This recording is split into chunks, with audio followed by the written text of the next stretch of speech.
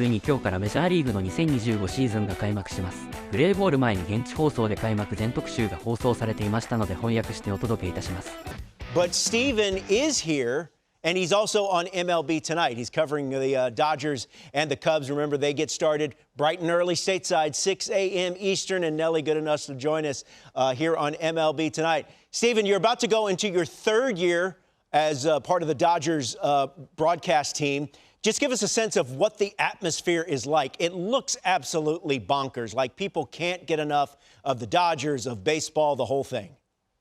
Roflo, Rec, first of all, great to see you and hear from the crew behind the scenes. Hello from the future. It's Tuesday morning. That's right. So when we were flying in last week, I was talking to one of our Japanese staffers because I'm like the 87th most important Japanese person on this trip, the 187th, excuse me. And I was like, hey, what are you getting ready for? And she said, well, if you can imagine if the Beatles and Beyonce toured together, wow, that's sort of what we're going to be flying into.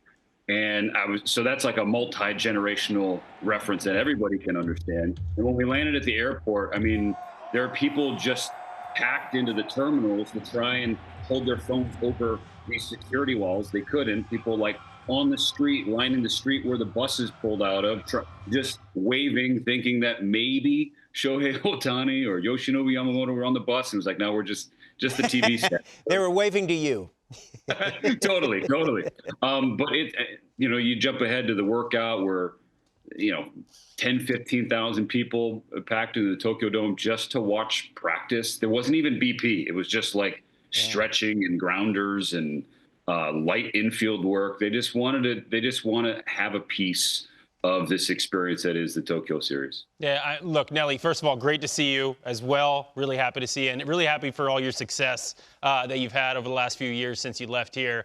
But look, when I look at this Dodger team, they've, coming off the World Series win, there's been talk from outlets and from fans that they're the new evil empire, if you will.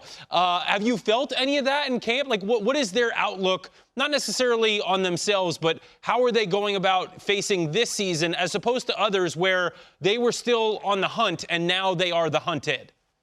Yeah, that's a great question, Rec, because it's interesting when you kind of juxtapose that sort of label and reputation of the new villains of baseball with the actual players and personalities that are on the team. Like Shohei Ohtani's an angel. Like Mookie Betts, everybody loves. Freddie Freeman is perhaps the most beloved player among all current major leaguers, right? You go down the list and it's like, good guy. Tommy Edman's a saint. So like you go down the list, it's like, gosh, they don't really have many hateable guys, but I think just the collection of talent, given the state of not just Major League Baseball, but pro sports and how most of them seem to be run. I get why people do project that toward them. But I do think of, remember the bowler, Who Do You Think You Are, I Am? Yeah, Pete Weber. Pete Weber. Pete Weber's a legend. So when he retired, he had a quote. And he said, whether you loved me or you hated me, you watched.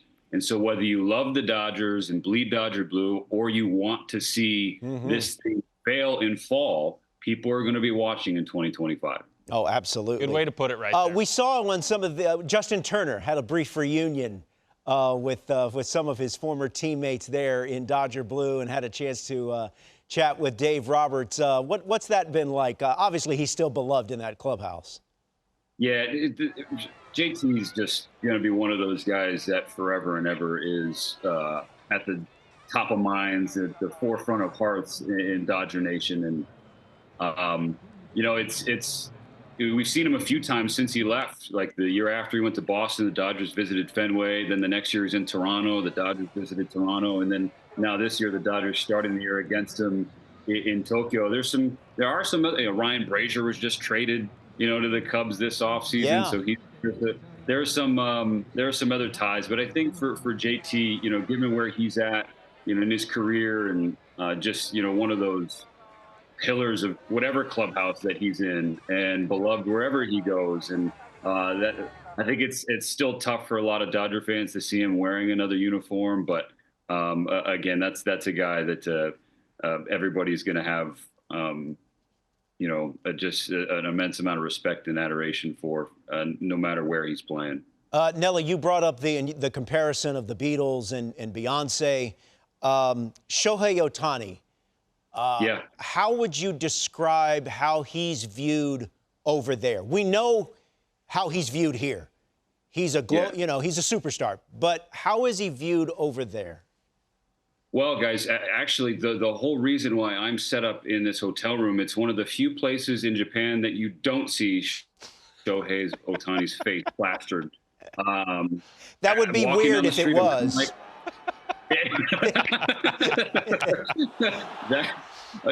Fair point. Touche, Roflo. Yeah, it's walking down the street sometimes. It's like, hey, leave me alone, Sho. I'm trying to enjoy the country here. But no, there are heroes and there are superheroes. He's like an Avenger, man. It is that level. Look at this. I mean, that shot said it right there. It's just everyone is wearing number 17, every single one, or number 16 for what he wore for the Samurai Japan uniform in the WBC. Like even when they played the exhibition against the Yomiuri Giants, they're the Yankees of NPB, the oldest franchise, and they have the iconic black and orange. There were Yomiuri Giant fans that had YG blue and white hats, okay, which is like, seems sort of blasphemous, right? Yes. It seems very odd, but all because people just, again, they want to feel a part of the experience that is Shohei Ohtani. I mean, he has kind of this clutch on a baseball obsessed country, and it really is special to watch. I mean, but at the same token, the flip side, as Roflo, I know you and I, we always try to remind folks that these players, Rek, when he was playing, he wasn't just a player, he was a person, right? He's human. But given what Shohei Ohtani has done and what he has accomplished, he's sort of forfeited the normal, typical human experience. And so, like, I do feel for him in that way. But the way that he sort of is able to compartmentalize and just kind of focus on, the next pitch in front of him is pretty mind blowing. But he walks a different earth. Look, Steve, you mentioned it earlier. I think maybe it was even Roflo that mentioned you have some roots in Japan, and this isn't your first time visiting, right? So, right. Can you tell us a little bit about what this experience has been like specifically? What have you done away from the field? And give us I guess, let the people at home know what it's really like to be there, to see the fans, but then to see even away from the baseball field as well. Yeah, I definitely am so grateful for the opportunity to come back. 2023 in the World Baseball Classic was my first time here, and I ain't ashamed to say that I basically begged for that assignment because I'd never been. I'd only really heard stories of my motherland, and so to get the opportunity to go down south to Kumamoto, which is the southern part of the country where my ancestors are from, and be there with my mom and dad and my wife and our oldest son at the time. Was just a really stirring experience. And then to make our way up to Tokyo for the games, I remember calling the games in the Tokyo Dome for the WBC, and I had to have my hand on the cough button because I was so overwhelmed with emotion, just the experience. I mean, I think folks watching on TV, sometimes you could get a sense for the atmosphere that is, every single game in Japan. It's just a really unique and cool experience. And so being there in person for the first time, I was expecting it, but I wasn't expecting to get hit with the wave of emotions that I was hit with. So coming back this time, being able to explore Tokyo a little bit more, because last time we were 2 games a day, we really didn't have a lot of tourism time, has been really cool. I mean, this is nice. It's just an amazing country. I'm eating well, I tell you that. There you go. There you go. But no, personally, it's just been a really special experience. And if you get the chance to come to this country, I really do think it's a life-changing visit. Well, Nelly, we appreciate you joining us. Enjoy the game a little bit later tonight there in Tokyo. And thanks for the time, man. Congratulations on all your success. Good chatting with you.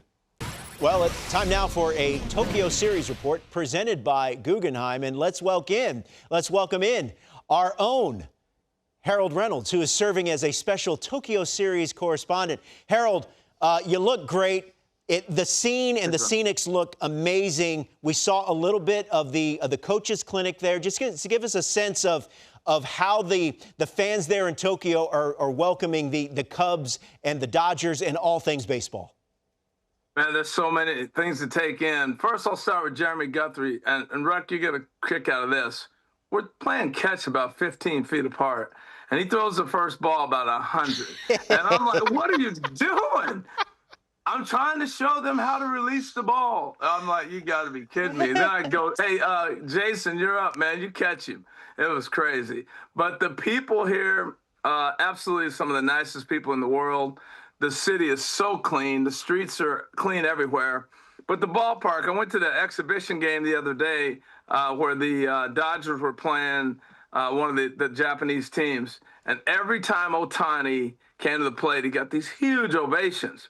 But here's the kicker, Robert. Every time the pitcher would get ready to deliver the pitch, it would go silent. They were they all sat there and they were watching every moment of it like in silence. It was the weirdest thing. And then he'd foul a ball off there. Ooh! I mean, it was like incredible. He just the fans consume the game differently than we do, right, Harold? Oh, no doubt about it. And then they have these chants. You see it a lot in the WBC, but that is an every game occurrence here in Japan. And they're just students. You know, even at the clinic, they ask incredible questions, deep knowledge questions. So they're so advanced in baseball here. That's why we're producing such great players coming out of Japan to play in America. You mentioned, we were talking to you briefly right before we came on. You mentioned you went over there in 1988. As far as like an MLB all-star outreach kind of a thing. What has changed? Have you seen like a lot of change and growth in the game in Japan? Yeah, I think, you know, back then in '88 it was kind of, we were breaking ground still. And they were asking a lot of questions about how to play the game. The biggest difference is now a lot of the Japanese players are teaching how to play the game. So that was a Major League All-Star Tour. You know, we had, I don't know how many, 25 major leaguers come over and play. We played 10 games. Wow. And between the games, we spent like 2 weeks over here. We did some clinics, some camps, a lot of questions asked, things like that. This time, you're watching the advancement of the Japanese game with their pitchers and everything else. So it's been a big change. With the one thing they've always done, Robert, is they're fundamentally sound. The way they practice, you know, they split the cage in half in batting practice. The left-hander's hitting on one side, the right-hander's hitting on the other side of the cage. It's something to see if you haven't seen it before. I got to say, it is something to see.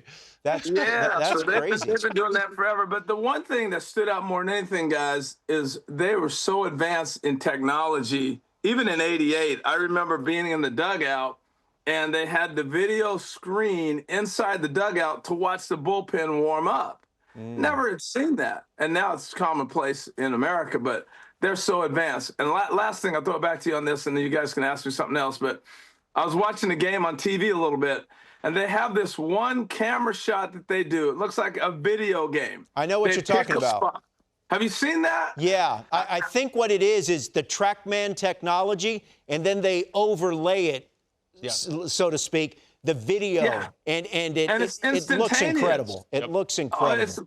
It's unbelievable, and it's instant. You know, something like that, we'd probably go back and treat it a little bit. They drop it right in the game instantly. It's incredible. Hey, Harold, we saw you talking with Mookie Betts yesterday. You could tell he's still recovering from his illness. He's obviously not going to play in the Tokyo series, but he is with the team. Just what your sense has been of Mookie and how much this illness has taken a toll on him.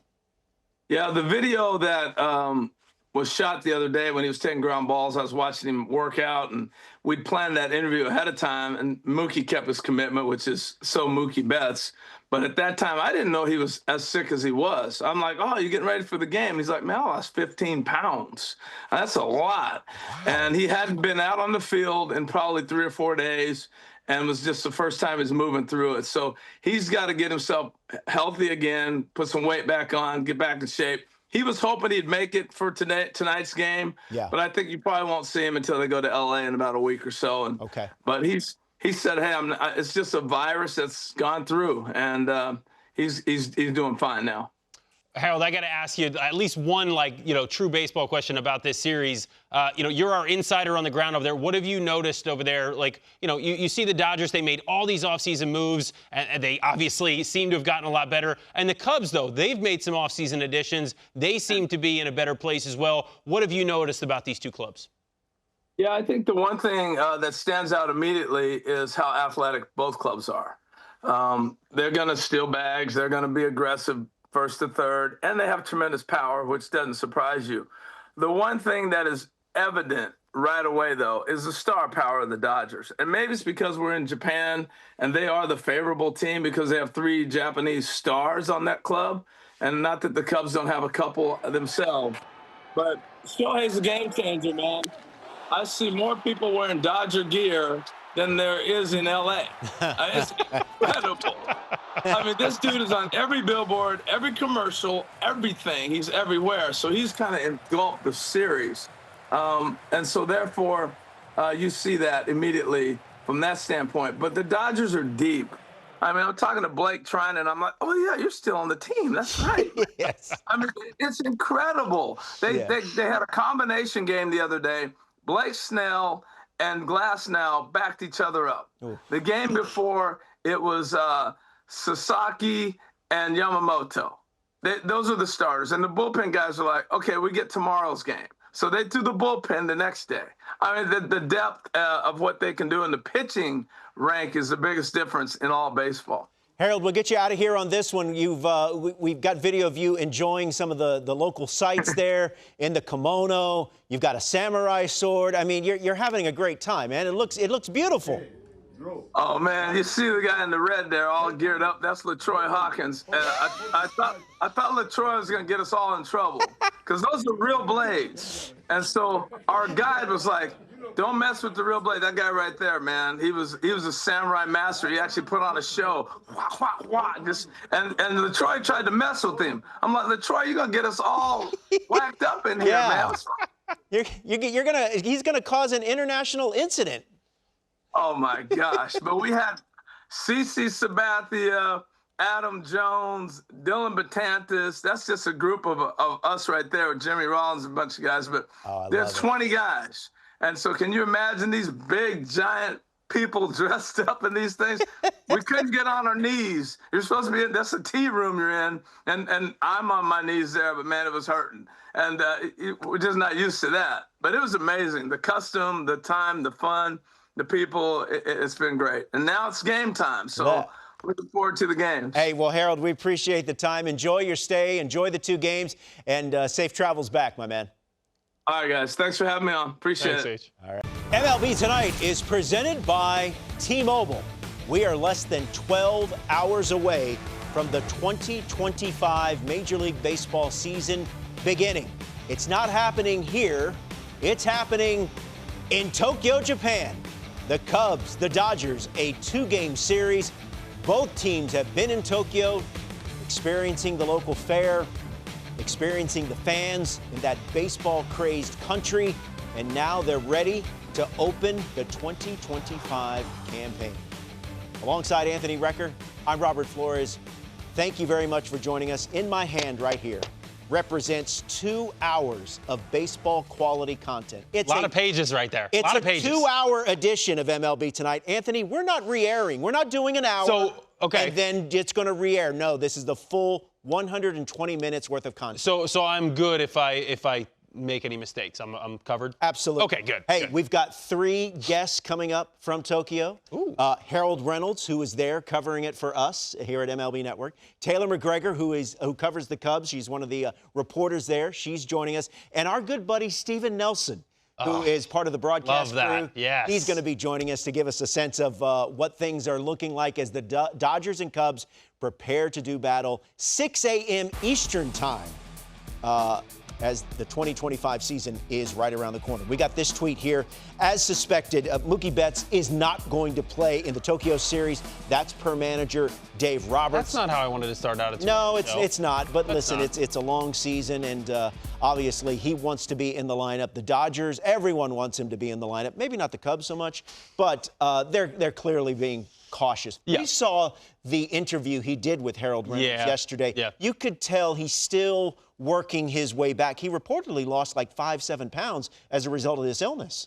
I mean, look, I can't speak to the illness or anything like that, but I can speak to Mookie, and seeing him out there in the video and watching him, he was trying to go through the motions and see if he could figure out a way to play. He's not the type of guy to take a day off for anything, and so obviously he's hurting pretty bad right now. Yeah, if he can't go out there. And I think Major League Baseball, obviously, to your point, everybody wants to see him out there, maybe outside of the Cubs. So I wish him best. Hope he feels better. That flight home, I hope he feels a lot better for that, because it is a long flight home. So hopefully they give him a nice little spot maybe to stretch out a little bit, and he can fully recuperate when they get ready to play and resume the 2025 season stateside. Let's get you caught up to date on what the pitching matchup will look like for tomorrow. Remember, 6 a.m. Eastern Time. It's on Fox. And then on Wednesday, it's FS1. Also, 6 a.m. Eastern, it's Yamamoto against Imanaga.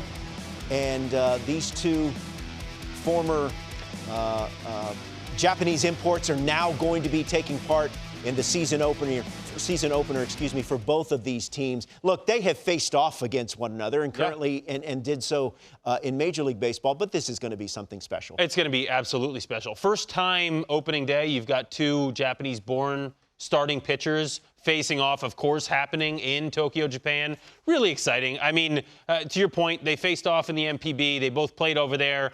They faced off here. But I think what we saw last year from both of these guys in flashes, and Imanaga, I mean, came out of the gate, and I feel like he didn't allow a run for, 10 starts or so? It was incredible, the run he got on early on. But then we saw, once Yamamoto was able to get his feet underneath him, get healthy, and really establish himself, we saw his upside and what he's capable of. And this guy is an absolute ace out there on the mound. So you've got two guys very deserving of an opening day start, going off again, facing off against each other over there in Tokyo. It's going to be fireworks, and good luck to these lineups in trying to battle through that in their first game of the season. There were 11 Japanese-born players who appeared in a Major League game last season. The Dodgers and Cubs combined to roster 4 of them. Obviously, Yamamoto and Imanaga are going to be center stage along with Ohtani. How much pressure do you think that they're going to be feeling and experiencing under these circumstances in this venue? I'll be honest, there's definitely going to be some pressure. I would say, though, Yamamoto took place, he was a part of the games over in Korea last year, I believe, right? To start the season against the Padres. And I think that being his first start in a Dodger uniform, going back over to Asia, not necessarily, obviously, in his home country of Japan, but, playing over there, I think he got a lot of those nerves out. And then, of course, playing in the World Series, I think he's going to be really well off. And to be honest with you, Shota Imanaga didn't show any signs of feeling nerves last year. So I think we're going to see these two right out the gate. I mean, really locked in. And they'll have some nerves, but I think they know how to handle them. No, there's a lot to look forward to tomorrow morning stateside. Yes. Kyle Tucker in a Cubs uniform. Ryan Presley, also his former Are you gonna wake? Are your kids? Well, your kids aren't that young anymore. My kids are gonna wake me up early. And I'm gonna immediately go downstairs and just turn the game on. And have that on all morning. So that way I don't need any questions about, oh, Dad, can I play video games before school? No, I got the baseball game on. You could watch that if you wanted to do it. Well, for me, I believe this is why DVR was invented. Okay. So I'm gonna sleep. Because if I don't get 12 to 13 hours of sleep, I'm a bear. So I'm going to get my sleep, and then we'll watch it later. ビートルズとビヨンセが一緒にツアーしてるってものすごい表現ですね。それにしても、海外から来られた記者の方を大谷翔平選手はじめ今回のシリーズの盛り上がりは本当に驚くことでしょう。実際にチケットに対しての盛り上がりもそうでしたし、街中を歩いても大谷選手を見ない場所がないかもしれないほどです。今日この後、どんな一戦になるのか本当に楽しみですね。それでは試合後の放送も翻訳してお届けいたしますのでお楽しみに。さようなら。